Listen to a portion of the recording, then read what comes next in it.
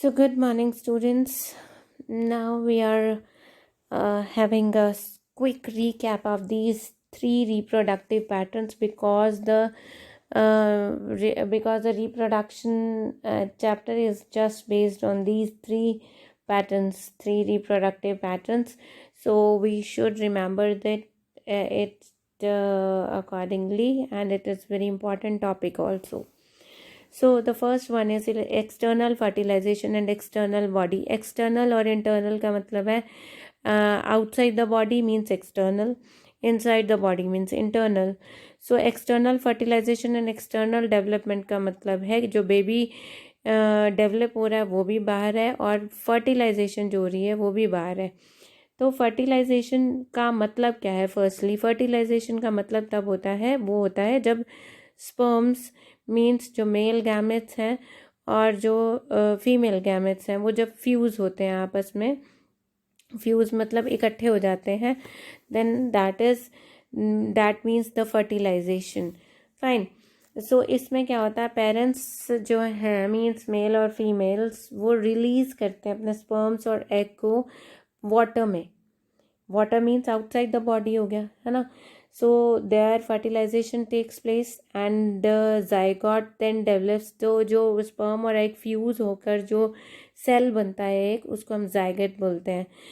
Then this zygote develops into the offspring. Offspring means baby.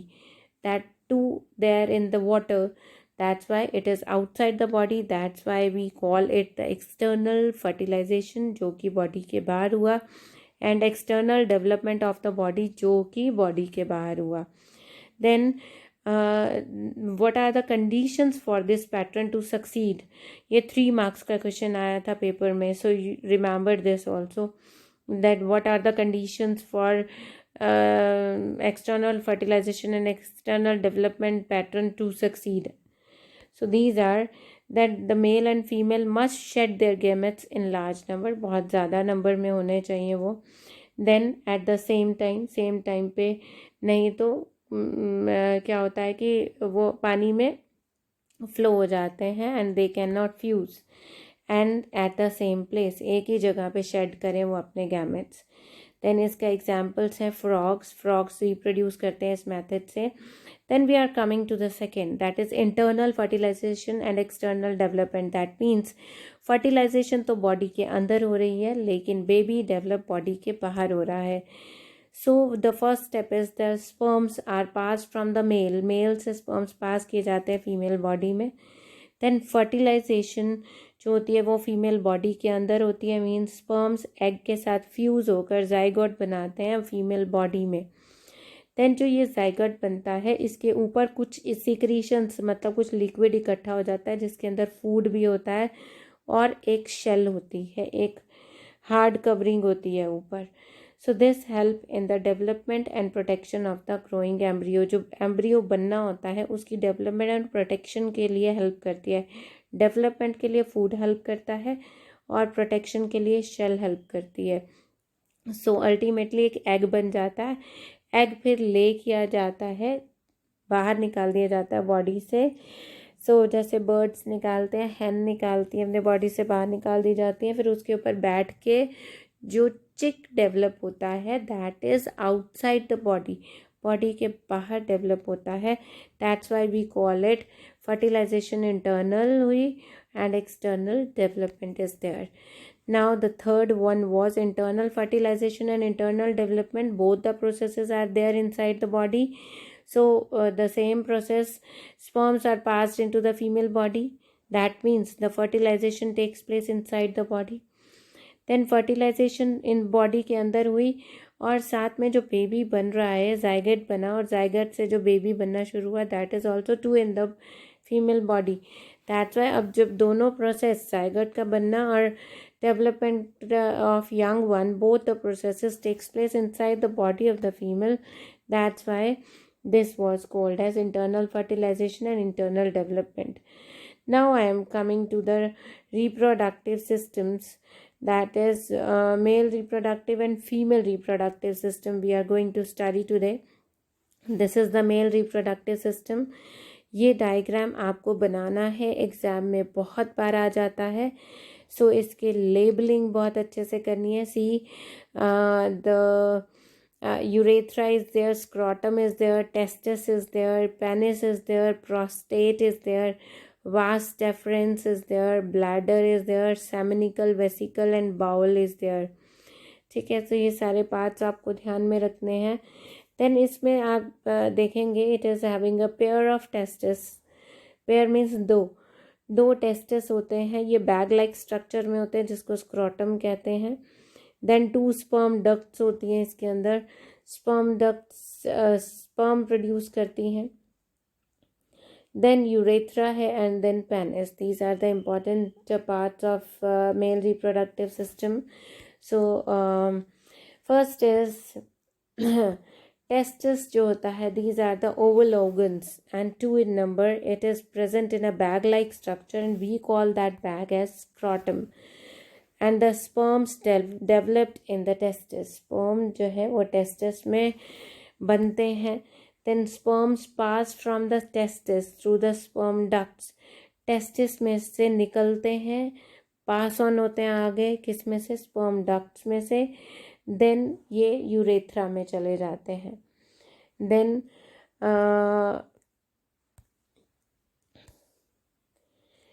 As the sperm moves, जैसे sperm move होता है उसके पास एक fluid इकट्ठा हो जाता है ग्लैंड्स से, कुछ ग्लैंड्स से फ्लूइड इकट्ठा, लिक्विड इकट्ठा होता है उसके अंदर, because liquid is needed for a sperm to flow. Sperm को फ्लो करने के लिए, चलने के लिए एक लिक्विड चाहिए होता है, and that liquid is given by the glands and we call that liquid having sperms the semen.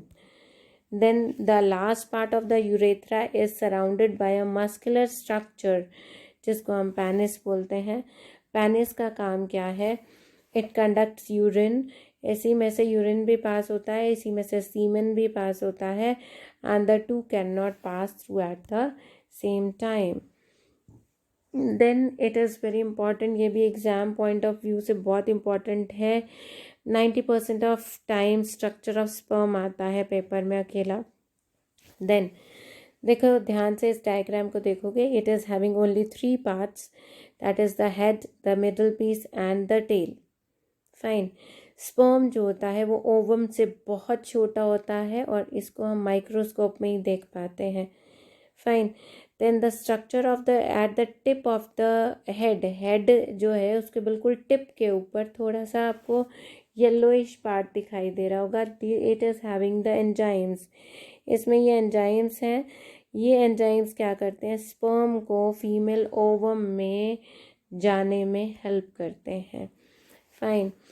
So this was the male reproductive system. Now I am coming on female reproductive system. See the 4 parts over there. Ovaries there, दोनों तरफ ovaries हैं, दो pipes हैं ovaries से जाती हुई, उनको हम oviduct बोलते हैं। Then uterus is there and vagina is there. This is the female reproductive system. It consists of a pair of ovaries, a pair of oviducts, then uterus and vagina.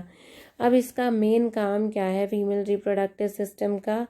Production of eggs, egg produce करना, receiving sperm, sperm को receive करना, and providing the site for fertilization, और fertilization करना मतलब egg को fertilize करना।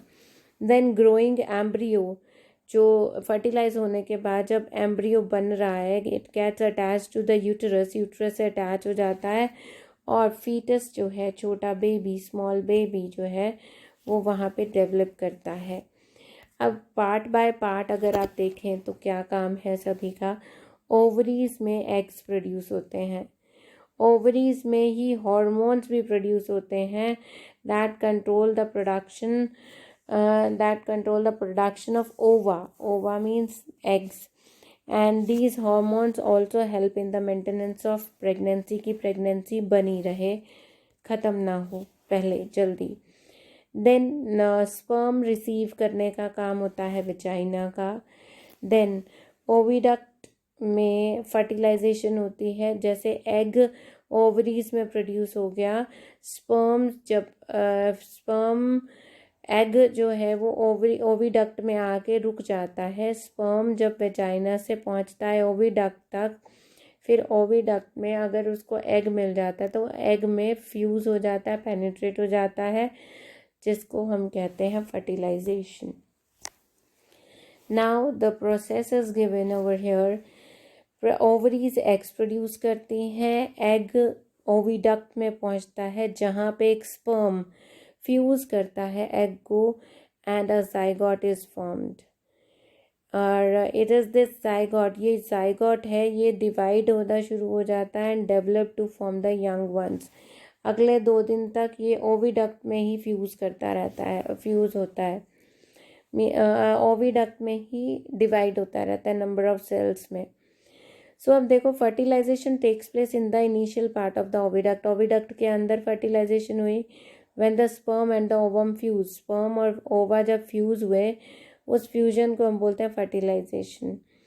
It takes place inside the body of the female, that's why इसको हम इंटरनल फर्टिलाइजेशन बोलते हैं। अब इस प्रोसेस में देखो क्या हुआ, जब स्पर्म और एग फ्यूज़ होते हैं तो वो एक ही न्यूक्लियस बन जाता है, और जो एक सिंगल सेल बनता है उसको हम बोलते हैं zygote. I will show you in the diagram. Zygote contains a nucleus. Zygote में न्यूक्लियर पार्ट होता है स्पर्म का जो कि फादर से आया है, और एग का जो कि मदर से आया है। दैट्स वाई जो बेबी होता है उसमें कुछ करेक्टरिस्टिक्स फादर के होते हैं और कुछ मदर के होते हैं।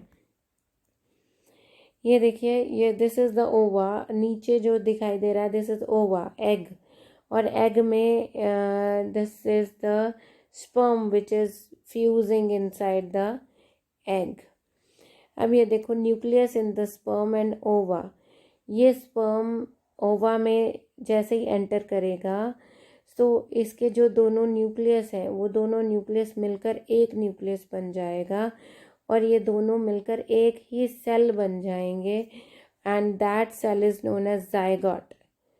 और इसके बीच में न्यूक्लियस भी एक ही होगा, ठीक है। So this is the fusion, इसको हम फ्यूजन कहते हैं, इसको हम फर्टिलाइजेशन कहते हैं, जब एक स्पर्म ओवा में फ्यूज़ होता है। देन डेवलपमेंट ऑफ एम्ब्रियो, एक बेबी कैसे बनता है, इसमें स्टेजेस ऑफ बेबी बताई गई हैं, ये भी पेपर में आया हुआ है 2 बार। zygote immediately divides into 2 cells, and these cells then divide again and again over the next couple of days. एक zygote जो बना है वो पहले डिवाइड होता है 2 सेल्स में, फिर वो अगले 2 दिन तक डिवाइड होता रहता है continuously in a number of cluster of cells, और वो क्लस्टर ऑफ सेल जो बन जाता है वो यूटरस की तरफ जाता है, और हम उसको बोलते हैं embryo. That cluster of cell is known as embryo, and the embryo implants itself in the lining of the uterus. Uterus की लाइनिंग के पास अपने आप को बिठा देता है, और फिर उसमें से सेल्स डिवाइड होते चले जाते हैं और धीरे धीरे धीरे धीरे बढ़ते जाते हैं, and becomes the billions of new cells. Then उसके बाद वो न्यू सेल्स जैसे जैसे बनते जाते हैं उनके डिफरेंट बॉडी पार्ट्स बनते जाते हैं, जैसे head, eyes, hands, legs etcetera, ये सब बनते जाते हैं। When the embryo reaches the stage, जब हमें उसकी बॉडी पार्ट्स अलग अलग दिखने लग जाते हैं तब हम उसको बोलते हैं फीटस। तो जो सबसे पहले स्पर्म और एग के फ्यूजन से बना था उसको हम जाइगोट बोलते हैं। वो अगले 2 दिन तक डिवाइड होता रहता है, और एक क्लस्टर ऑफ सेल्स, क्लस्टर में झुंड बन जाता है एक सेल्स का, उस सेल्स के झुंड को हम बोलते हैं एम्ब्रियो। एम्ब्रियो अपने आप को यूटरस में रख लेता है और बिलियंस ऑफ सेल्स में डिवाइड हो जाता है। जब वो बॉडी पार्ट्स उसके दिखने लग जाते हैं, आइडेंटिफाई हो जाते हैं, तो हम उसको बोलते हैं फीटस।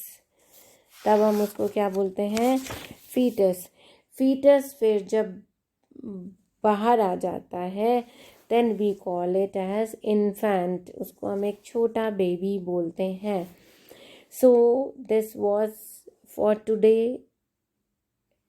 तो आपने ये पूरा प्रोसेस पढ़ना है, तीनों रिप्रोडक्टिव ऑर्गन्स याद करने हैं, दोनों रिप्रोडक्टिव सिस्टम्स आपने बनाने हैं, स्पर्म का स्ट्रक्चर बनाना है और उसका 1 बाय 1 सभी का काम क्या है, हर एक पार्ट का काम क्या है, ये लर्न करना है. Fine. Thank you very much. Do your homework.